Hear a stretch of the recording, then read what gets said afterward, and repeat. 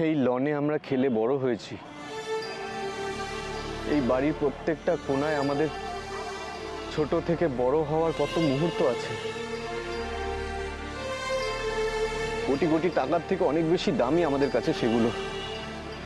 কি কিনবে এরা কোটি টাকায়?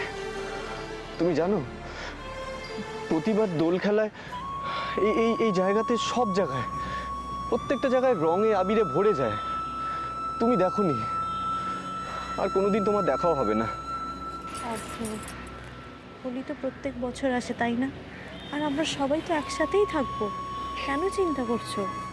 তোমার কি মনে হয় মাহি, এই বাড়ি থেকে বেরিয়ে যাওয়ার পর আবার সবকিছু আগের মতো থাকবে? সব কিছু আবার আগের মতো গড়ে তুলতে হবে, এমন ভাবে করতে হবে যাতে মনে হয় কিচ্ছু বদলায়নি।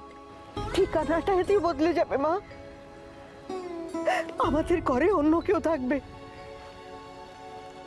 আমাদের খাবার ঘরে অন্য কেউ বসে খাবে, আর আমাদের রোজ সন্ধ্যেবেলা চায়ের আড্ডাটা বাইরে ঘরে। থাক, যত ভাববে ও সব তত বেশি কষ্ট হবে। সত্যিটাকে মেনে নেওয়াই ভালো। তুমি পারছো মা, তুমি পারছো মেনে নিতে? আমরা এখানে বসে বসে সব দেখছি বা কেন? সত্যি তো এই সব কিছু এখন আমাদের হাতের বাইরেও নেই। যতক্ষণ থাকা যায়। কিছুদিন পর তো এই বাড়িটার পাশ দিয়ে যেতে গেলে বলতে হবে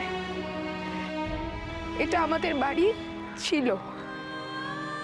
তার থেকে তো ভালো যে এখনো আমরা এখানেই বসে আছি।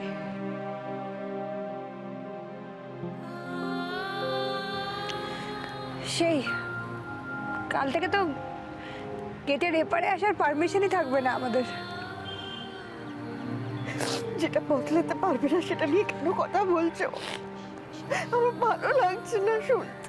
নির্মলা, এইভাবে কান্নাকাটি করো না, বাইরের লোকজন রয়েছে এখানে।